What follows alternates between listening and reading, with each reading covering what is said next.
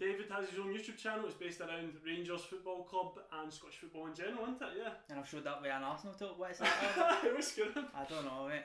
That's it. What do you think of the new Super League? What? It's just a shambles, absolute shambles. It fell on its arse quicker than it.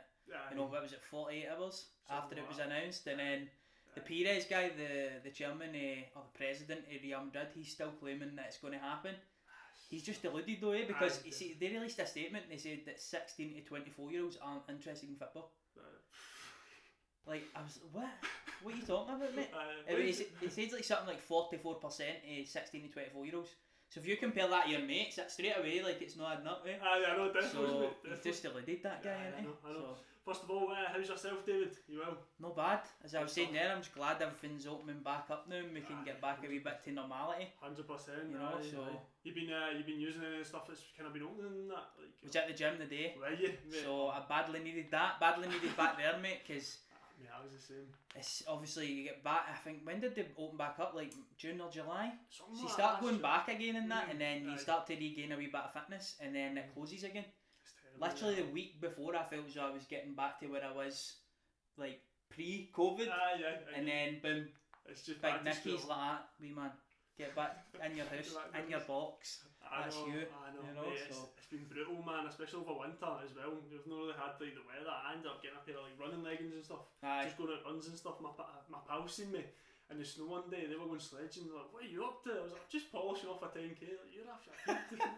We're just jumping on a golf course. So anyway, how you settling into fatherhood as well? Is that? Aye, mate. I put a story up like a few days before. Yeah. She popped them out, you know, and I was like, I'll be back in a few days. Yeah. I was very naive in that situation. I thought it was just going to be flawless, but obviously it comes with so many different responsibilities and that. But it's good, and that's what it is, man. It's brilliant, to be fair. Defos. I mean, like, I kind of had like a spell where I was getting quite busy. I ended up doing a course in that during lockdown. I was like, may as well just broaden my horizons a bit on project management. But working, doing that, and then try to fit time in with the podcast and that. It was quite difficult. And many of you got yourself children? Mate, none. None. I figured that. I still living at home, so you know.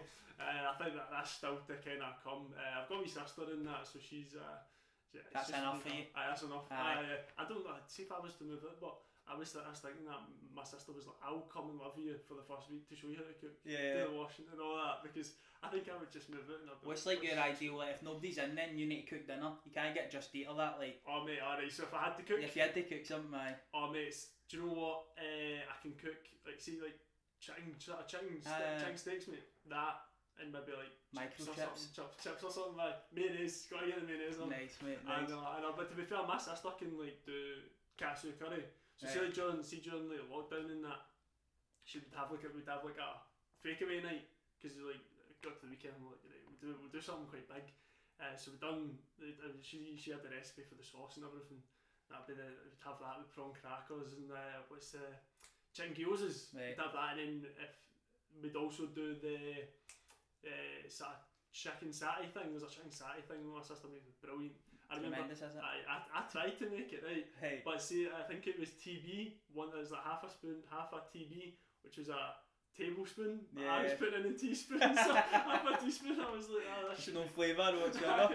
My sister's like, why is this bun? And I was like, oh sorry, it's TB mean tablespoons. Was that the first lockdown then, or the second? No, see, I feel like the first. Like, you were just looking for so much to do, you know. Oh, aye. That was the second. That was that happened the night. Do you remember when the night that everyone descended on Ibrox? Yes. That happened that night, because we came back. Cause my sister was like, we'll go down, just see what it's like. Because I came obviously watch the game here. 3-0, like right, everyone was buzzing. She's like, Ibrox is jumping. So I was like, we'll go down and see what it's like. Came back up the road. And I just started cooking dinner. We catch you when they go. We catch the curry. So first of all, David, what was life like kind of growing up in that? It was alright. Just a normal upbringing, to be fair. I've always went into football, so it kind of aligns with making a channel regarding like around that. Specifically, so that's what I remember. Just football, football a lot. Played football went to the football, Yep. and other than that, it was just normal upbringing, to be fair. Defos, man, defos. That's the thing my dad always used to say when I grew up and stuff. He'd be playing football every like Saturday, Sunday, like, all the time, you know, just out there. But like kids these days just sit and play the Xbox. I know. And stuff. I remember like during the summers, you would go and you would just kick the ball out for the start of the morning to the sun went down, you know. I know. It just doesn't happen anymore, to be fair. Like, have you seen that Kill the Dragon boy on TikTok? Mate, he like dives about his garden. Yeah. He's like 19, but I remember when I was a wee guy, like really young, you would just go out the front and that and just kick the ball out your cell and just kid on. You were doing shit. I know, defos, man. You know what I mean? So. I just remember doing things like that, mate. To be fair. My uncle said he said there was days like obviously when there was less security and turnstiles, you could just jump the fence at like Ibrox and Hampden and just go and have a kick about in the park. What? It was really shy.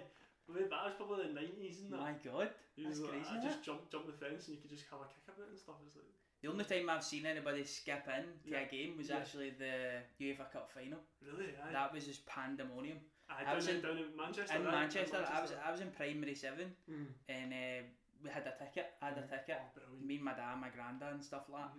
He got us tickets, and when we went to the turnstile, people like somebody was like putting a ticket up, and like 3 or 4 were just barging in. Really? Like they were all just trying to get in, mate. Just do whatever it takes to get in. Yeah.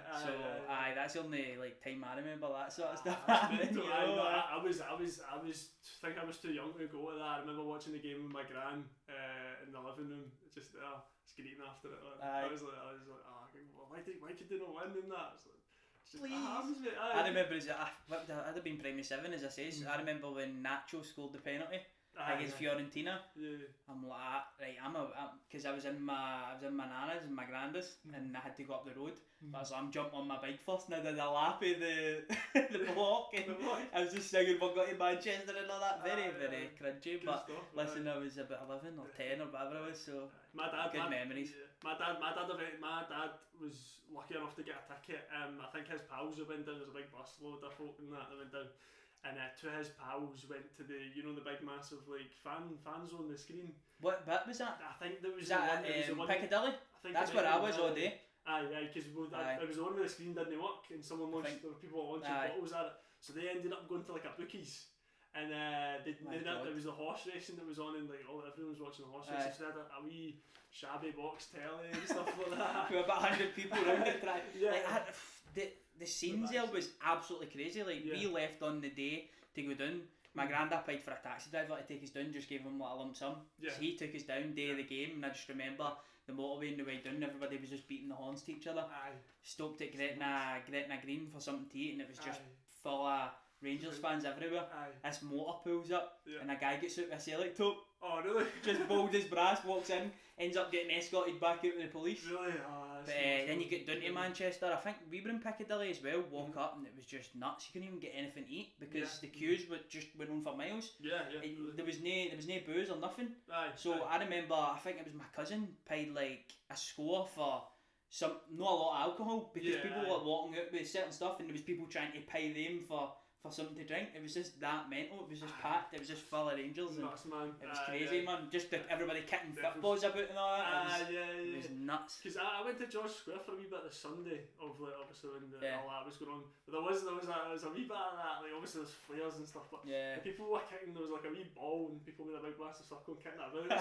Stuff like that. It's just quite fun stuff to do. Manchester City Council, they put on buses, so everybody that was actually going to the game, you went on like a bus. But everybody was in the bounce end, we get packed off as well. So there you go. The suspension couldn't take it. That's it. So obviously, was there any sort of influences that got you into football, or was it just kind of something that you were? No, I mean, like all my family were Rangers fans, but it was I just went into football myself. I was never forced into it or anything like that. I just kind of found it myself. I remember the first game I properly watched was Istanbul. When Gerrard scored that header and pushed it back. That's the first time where I can remember watching a game and being really interested in it. And I think it was a year or so later, or maybe I'd already been to a Rangers game before that, I don't know. And then ended up getting a season ticket in Paul Le Guen's first season.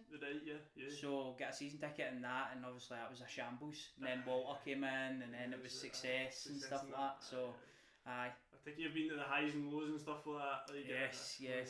Like honestly, like I know it sounds weird, but some of the best days, say if I've been supporting Rangers, was in like the 3rd division. I used to sit in BF1, and everybody used to shout Alan McCoy's Blue and White Army, and like we'd all split. Yeah. Right? So everybody in BF1 would kind of split, and then you'd run in and just batter each other. Right, it was the maddest thing ever. Then you'd shout it over to the other stands and stuff like that, and everybody get involved. Like, I think it was because the football was absolutely dire, so like you had to have more fun in the crowd. Yeah. And everybody take their shoe off and all that sort of pattern, man. So even though like the football in the park wasn't great, like the fans were just amazing still, 100%, you know. So yeah. I mean, my uncle, he supported Rangers all his days pretty much, but. He was there, like, I mean, personally, I wasn't really watching them when they were in the 3rd division, 2nd division, just growing up and stuff. It's kind of uni and that as well and stuff. It's just other things kind of happened in that. But my uncle he was like, I want to go as many stadiums as I can around Scotland. So I mean, suppose when you're in 3rd, 2nd division, he was going to games like Arbroath on like a Wednesday night and stuff. Like that, just mad things. Just to do that. I was a bit too young for that. Like I wasn't a part of a group, so and I wasn't a part of like a supporters bus, so we never went to any away games. Like my dad never went, so I was still too young. But I wish looking back on it that I went to them, but it was just like all the home games and stuff like that. Fair enough. So can you mind the first sort of game you sort of went to? It was Middlesbrough and a friendly. Was it? That was my first game, friendly. I always thought that I sat in the Copeland, but it was actually the Broom in front. That's it. It was only recently that I was looking at a photo and I was like, that's the Broom in front you're sitting in there. Alright, so was it just below the scoreboard? Aye, but we were like closer to the goals. Right, okay. I remember Letizia was in goals. I don't know if you remember. He was a player that Paul Le Guin signed, and it was obviously my first game, and I'm like shouting, trying to get his attention, and then my dad's like, "Shut up, mate. He's not gonna hear you," kind of thing. Like he's not gonna answer you mid game and stuff. Like Middlesbrough, Thomas Buffel scored 1-0, so it was a friendly. It was packed. But my memories in regards to that being the Copeland, because. I remembered that the Middlesbrough fans were next to us, and I always thought to myself, why is that? Because obviously that's in the enclosure or there, but there you go, it was actually the Brummy. So, first Old Firm you went, did you mind that? Yes, I do. First season, again, it was Paul Le Guin, 1 each. Thomas Gravison scored. Oh, aye. I see him in they stopped him in the open goal. Apparently he's absolutely nuts. But he scored against Rangers twice that season, I'm sure, because I'm pretty sure he scored against us at Parkhead where he stole a goal in the line. Right, half-aid in McGeady. But that game was my first Old Firm. He scored, and then Brahim Hamdani scored an equaliser in like the last minutes, and it was just pandemonium. So it was. Because even up until that point, I think that was just coming out the Martin O'Neill era, where Celtic obviously dominated for a few years. So Rangers hadn't won an Old Firm in a while, like under Martin O'Neill when he was there. Then you get the draw and sort of similar to a bit like the Brendan Rodgers sort of thing. We never really to a certain won extent, and then we actually won it. And then you win it, and then you're like, this was good.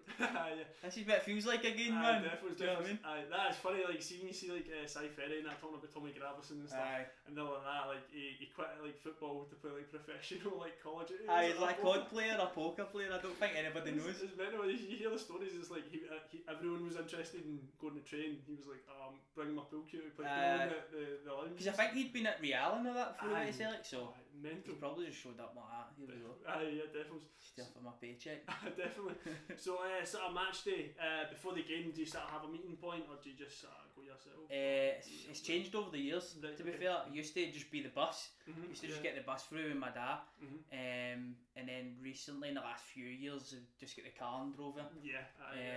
We park a wee bit away from the stadium, and then it's like a 30-minute walk. So you're walking over to the stadium and part like Sherbrooke area, and then walk over that way. It's over towards like the science centre and stuff. We park. Okay. So so further away, like towards the Toonway. Right. Okay. We park that there, and then we drive in. One time, I was doing a shoot. I did a videographer and photographer and stuff. I was doing a shoot in a gym, and it was like close to a kick-off. So this day I had to make my own way. And I've parked right at the ground, basically, like just a line for the ground. And then after it, I just remember it being the worst experience of my life. An hour after the full time whistle had went, I'm on Edmondson Drive. Because I've tried to go one way, right? Queues for miles, something like that. Burley. Went the other way. Queues for. I've burleyed again. I've seen a gap and I thought, this is a good way. I fucked it again. So by this point, I'm going on to Edmondson Drive, and the players are actually walking it. Right, aye. So I seen like Scott Arfield and Ryan Jack and all that walking it, right? So then I'm stopped and I'm raging at this point because my dad sent me a photo. He's actually him. Yeah. And I'm still at Edmondson Drive, right, at the main stand. And then I looked to my right and Ryan Jack's like next to us.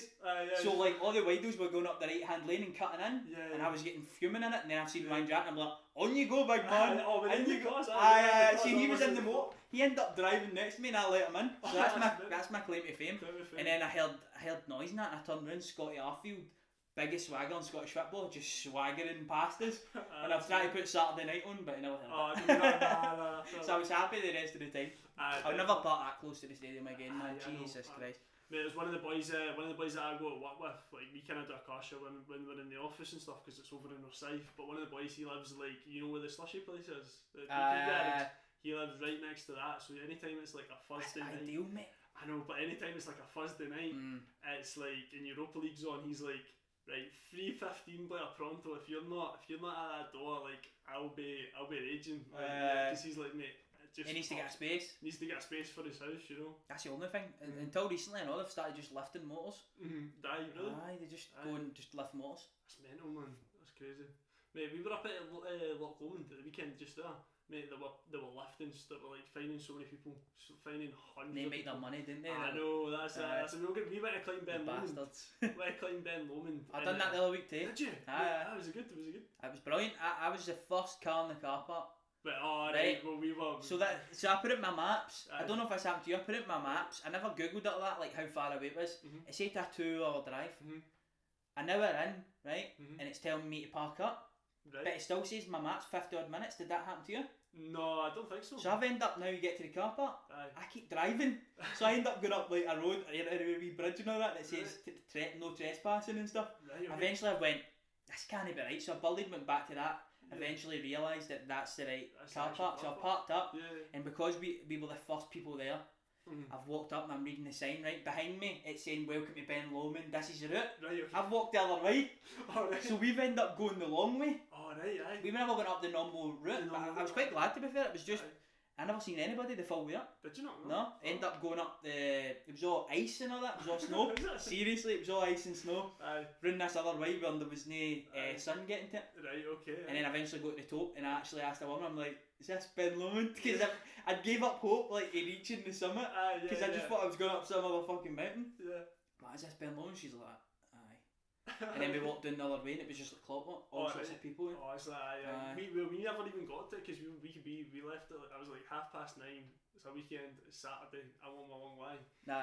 So we left it far too late, and when we got to, we never even got to the car park, and there was people saying you need to turn back, so climb Conic Hill instead. I've done Conic, I know. It was good. I've done that a couple of times. To be fair, that was the first hill we've done this sort of year, so I suppose it kind of breaks us in a wee bit before, because we looked at Ben Lomond, I was like, that is a beast. And I've got shorts, t-shirts, got a short pair of shorts on, a t-shirt, and I had a pair of TNs. No, it wasn't a pair of TNs. It was a pair of Ultra Boost. Adidas Ultra Boost. Aye. And I had a track top in the back. I was like, that looks as if it's snow up there. Like literally. Full on was. But like, I got pals who doing like 97s and stuff. I'm like, how are you used to? Lost it, mate. Absolutely lost it. Definitely. So yeah, obviously back onto the football. You've said you weren't really part of a supporters club bus. You've just kind of made your own way. Aye, always have been. When I was young, obviously we done that, and only now I'd like to get on it because I want to start going to all the away games and that. Do you know what I mean? So, aye. I mean, obviously when I started going to the games, I'd either go with my dad go, or my dad and my sister sort of go. But yeah, my uncle sort of helps run the gift cart bus that meets at the bank. Do you know the bank, the pub? No. Anyway, so they just kind of. You need to get his own it for the away days. I know. Get my points up. Give me 10 points. Just give me 10 points. But it's good. And they have like there's a bowling day like every October. We just go down and play bowls and just basically piss up. But it's good fun. Nice, and they start to raise money for the bus and that. So sweet. It's decent. Aye, I'll try to get you on. Aye, get us on, mate. If there's a free seat, I'll sit in the toilet if you want. So top 5 favourite Rangers players of all time? Who would you say? My God, Jesus. Obviously, I'll just go in my lifetime. Yeah. Barry Ferguson's always been my favourite. Aye. So he has. Just seems so humble as well. Just brilliant. So he was and he obviously demanded so much for his teammates. And if you couldn't live up to his expectations, then that was that. And I like that ruthless side of football. Oh, 100%. I feel like that's coming out of it a wee bit now, where the young players coming through are a wee bit more entitled, you know, like obviously they've got a lot of cash in the bank, so maybe that's the reason why there's no as much respect, but for the stories you hear, he was ruthless with his teammates and just demanded the most for them, and I just loved that about him. Only got to see him play a couple of years, obviously, but he was just brilliant. He was just absolutely amazing. He was in a transition period in his career. Yeah, definitely. Under Dick Advocaat, I think he played a wee bit for the Falls, scored goals and such, and he told him, if you want to play right into your mid-30s, 1980, fall back, and that was the role he was playing when I watched him. But he's got to be my number one. Stephen Davis was one of my favourites growing up. Definitely. He was superb. He's still on form. Aye, absolutely unbelievable. Big Carlos Cuellar, he was amazing. Alan McGregor. It's hard to pick a top five for my lifetime going through, but I don't remember Lovenkrands and all that. I can barely remember Big Purcell and such. So people for that era backwards, I don't really remember. But for recent times, obviously, and then going into this crop of players, get wee Alfredo. You've got to love him, haven't you? I love him. He's brilliant. Even just when you see him coming off the pitch and he's no squad, he just looks like face like fizz. I know. I've probably missed one out that's like a pure belter. I know. Do you know what I mean? But there's so many. There's like Kamara and Aribo just set up so many. They've been brilliant. So class. And Yelovich as well is one I remember. He was just absolutely different gravy too, and also went down to Premier League and done it for a while too. So he had something about him, done it at a national level. Definitely. He was really good. That's probably the ones I remember. Definitely. Good stuff. Good. So aside from Rangers, do you have a sort of soft spot for any other teams? Sitting with an Arsenal top, but I actually don't mind Arsenal that much. I just like the top. Yeah. So I got the top, right, and then they were shite for a while, so I was like, oh my god, why did I get this top? And then they became pals with Rangers again. And I was like, this is great. And then they signed up for the Super League. So a wee bit of conflict. I just like the shirt, mate. I don't really have, to be fair, like I like Borussia Dortmund. I've been at their stadium. Haaland just amazing. I liked him before that just for like the fans when Lewandowski was there, and he was scoring goals in that in the semi-finals, getting to the final. German football is amazing. I love them. I like Borussia Dortmund, but I wouldn't say I support any other club, to be fair.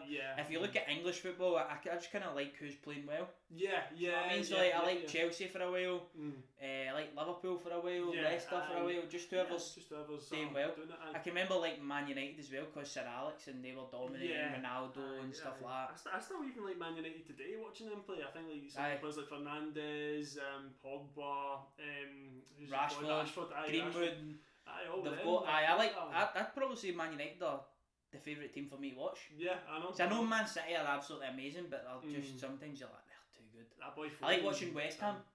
Because Lingardinho, he's been so good this season. To be fair, I've not really watched much of West Ham, but I think see teams like West Ham and like Leeds, they're always like Leeds, for example, they're a coupon buster.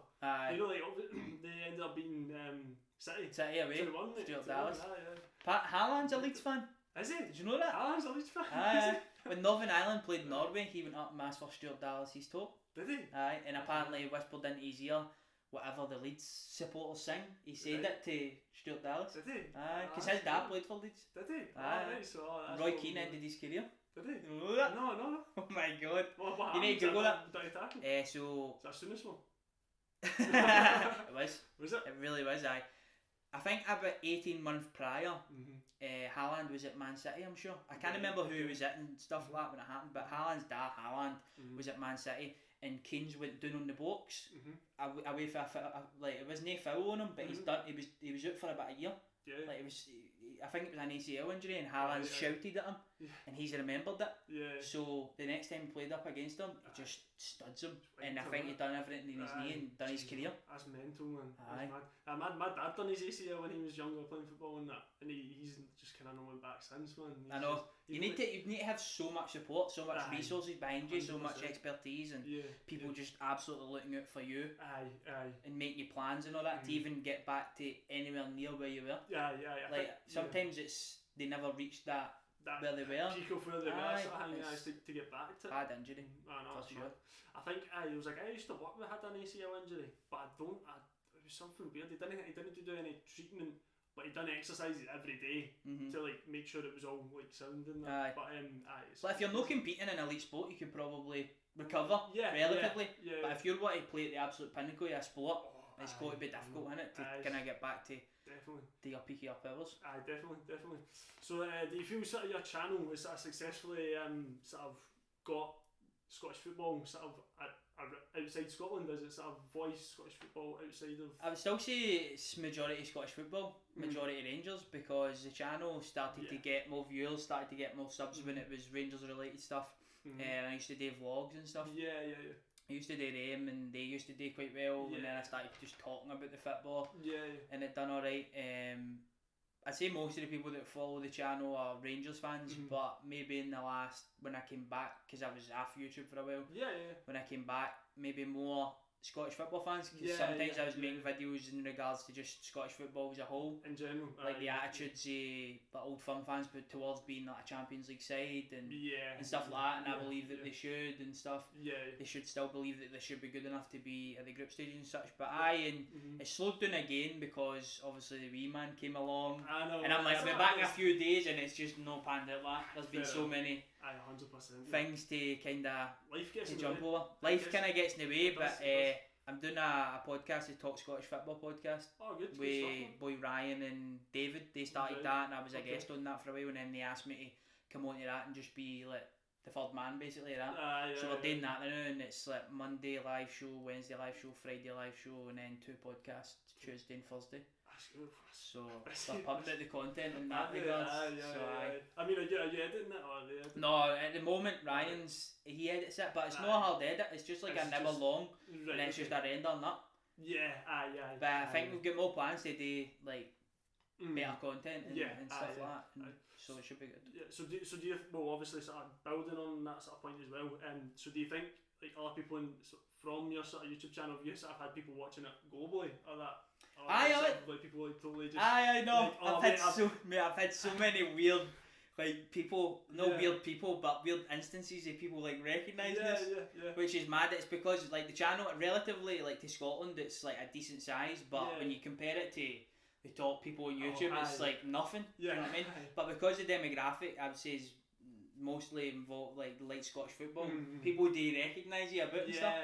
But I've had a few like weird ones, like just crazy. So one of them, I was at a Jerry Cinnamon concert, doing a piss, mate, and a guy's just shouted on us whilst doing a piss across me. Weird, and then tried to shake my hand. So he's kind of went for the shake hand. I've just kind of done that. That was a few years ago at the Barrowlands, and then I was walking in CM Park in Tenerife, and I was talking to one of the lassies that was in holidays, and some guy shouted on us from behind because he heard my voice, my daft voice, and he's like, "I've seen you on YouTube and that." So that's another weird one, and then fucking the weirdest one. I was doing a video project in Split, Croatia. And I was getting off the plane in Croatia, and a guy recognised us. That was mad. Scottish, obviously. They were all Scottish, but just some of the places that popped up and people recognised us between mental and that. It's like it's not like walking down the streets or in the shops. It's a concert or like you still get that and stuff, and obviously at the football and that. Definitely. It's crazy, man. It's crazy. I've been on like bigger channels as well. So maybe that's helped. I've been on my mate CJ's channel and that. He's got that really big audience.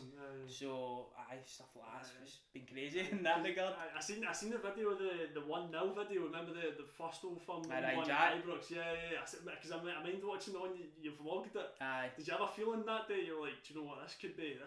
People. Well, obviously, because it was Gerard's first Old Firm at Ibrox. I'm sure, was it? No, was it his second? I think it might have been his second. Maybe, Actually, I think he fucked it in the first one. Right, okay. Remember, he fucked it, and then so, they changed tactics, and then in the second one, it was a bit party, and the third was New Year. It was building up to it. The team was getting better. They were doing all right in Europe. We got to the Europa League group stages and such, so there was always going to be a chance. That was against Rodgers as well. It was. People forget that. It beat the Rodgers team as well, and they were brilliant that day. Yeah. Probably weren't they ruthless enough in front of goal. Could have been more, and then Celtic end up nearly getting a chance. Andy Hardy makes a block. Yeah. So that's why the video was like Andy Hardy, and the thumbnail and that. But that was some day, man. It's a common misconception in regards to when I'm vlogging, because I've came from like a film background, and I kind of have I know football as well. So you see, you kind of. I used to use a wee tiny GoPro. Yeah. But people probably thought I was there like filming for 90 minutes. Yeah. Do you know what I mean? Like a big fucking setup, but I wasn't. Because I kind of knew football to an extent. Yeah. And I knew film. I just had the knack of knowing how to do it and still be present in the game. Yeah. Which some people don't. Some people are literally like that for 90 minutes just waiting for responses, but I kind of wasn't. I just kind of. I don't know, just kind of a knack, you know. A natural. It was natural for me. People are probably surprised that it was, but it was. Fair enough. So obviously you do some reactions to like after certain games and that on your YouTube channel. Do you think you would sort of do a live sort of reaction vid similar to like sort of Arsenal Fan TV when the games go back? Sort of going at the ground and saying, what did you think of it? Or would it just be like, catch you after, wee man, I'm away? Definitely, like. Yeah. Arsenal Fan TV, I think, gets a wee bit of a bad rap sometimes, but it's probably because of who they've let on the platform. Yeah.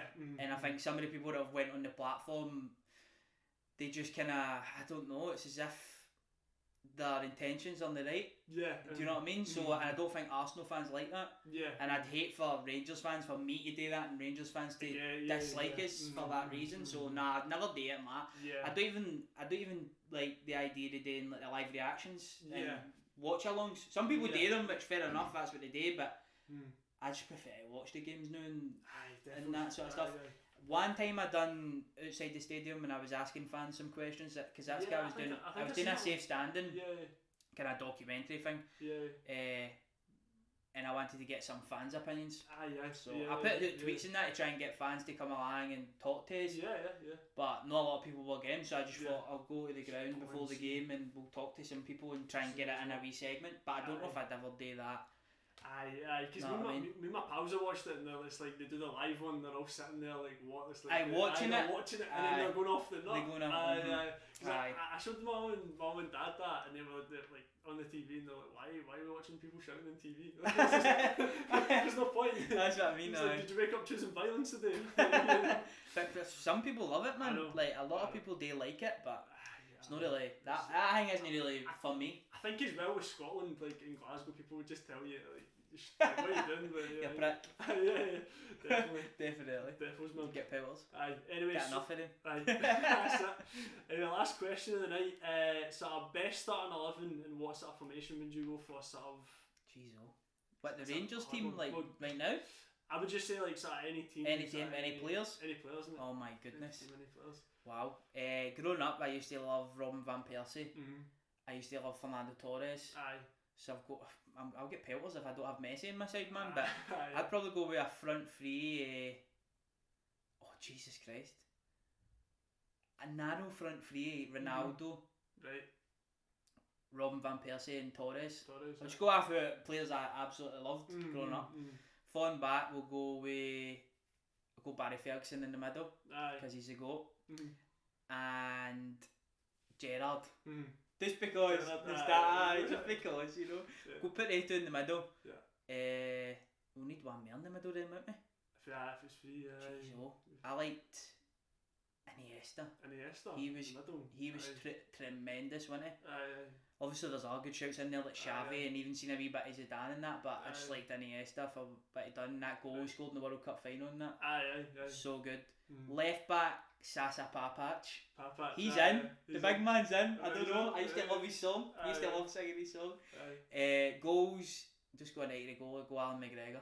Nice to put Alan McGregor in. What a keeper. I know. Right back, See when it gets to defence, like I don't really care for elite level defenders, so it'll probably all be like Rangers really. So Tav's in at right back. Just because of what he's done. Adam was so good as well though. Yeah. What about Ferdinand? I did like Ferdinand, but I probably preferred Terry, to be honest. John Terry. Aye, I think I preferred Terry at the time, but I'll go Ramos. What a player. Aye. And then the final centre back, we'll go with Sebastian Faure. Aye. Get done. He was one of the shite players in 3rd division. Go Carlos Cuellar. Go Carlos Cuellar. Messi on the bench. Go Messi at centre back, actually. Aye. How can you not fit Messi in your team? No, in fact, do you know what I'm going to do? I'm going to take Iniesta out. I'm going to put Messi in the hole. Put in the middle. Put Messi in the 10. The middle. He's got that in his locker. Can I not put Messi in? To be fair. And then who would you put as a gaffer? Walter Smith. Oh. The gaffer. The gaffer. He's my gaffer. I'll go with that. Aye. Mate, me and my dad watched the game in here on Sunday, man. It's absolute scenes though. It was just, watching it and I was like, right, we're going to win this in 90 minutes and I'm going to go in for a shower because I was obviously sitting out, nice day. Some cream's still on me, I want to get a shower before I go to my bed. 90 minutes passes, we're like, right, okay, 1-0, we'll take it, and then 122nd minute, 6'8" guy sitting in the box and nobody's marking him. Is he 6'8"? I do 6'8". No, he's no 6'8". Somebody sold you on a dream there. I think Xander Clark's just been getting bigger as the days have went past, but he was definitely one of the biggest. He's 8 foot. One of the biggest guys in the freaking park. He's got to be picked up, surely. I know. It was just a lapse of concentration and brutal, man. It was a kick in the stones, wasn't it? Aye, defos, man. Kick in the John Stones. Defos. Anyway, what's the plans for the future, David? I need to get back to making videos on my channel, obviously. I was in a great groove at the time. Aye, defos. I was churning it, I was getting a lot of videos out. Doing previews, doing all different stuff. 100%. Stuff I wanted to do, and then whenever it was opening up, I wanted to. But I think it's all about momentum. It is definitely. Do you know what I mean? It's like going to the gym, you go for a full week, and it feels like the longest week of your life, right? But you miss one day, it turns out a week, and it feels like it's flew by. It's the same way like doing YouTube videos. Like you need to be constantly at it, and you need to be consistent. And it was just so much time that I had to put into, like when I was doing the previews, I'd spend like a full day, the day before or whatever, planning the preview and writing a script and all that. And trying to watch the other team and trying to come up with different things that could happen in the game and eventualities. So need to get back to doing things like that, but again, it's time. So doing that, and then also doing the Top Scottish football thing and putting time into that, because there's more people involved in that, so it's less on you. Whereas in your main channel, it's just all about you. And sometimes I kick myself a wee bit when I'm doing a video and I don't feel at the end of it it's the best it could be. I get you. Do you know what I mean? I get my head a wee bit. I think that can happen with YouTube as well. To a certain extent, and sometimes you need to kind of throw that away. But because you always have good ones and bad ones. I've done podcasts, I'm like, do you know what? I thought as a someone delivering the podcast, I was shite. The other person was alright, you know. If that makes sense, you always get that. But sometimes you kick yourself and you think, I could have been better. You want to do more, you want to be, do you know what I mean? But sometimes you just have a certain amount of time to edit, render, get it up and all that sort of stuff. It does take time to do, man. Definitely. Plan if you don't want it just to be shite.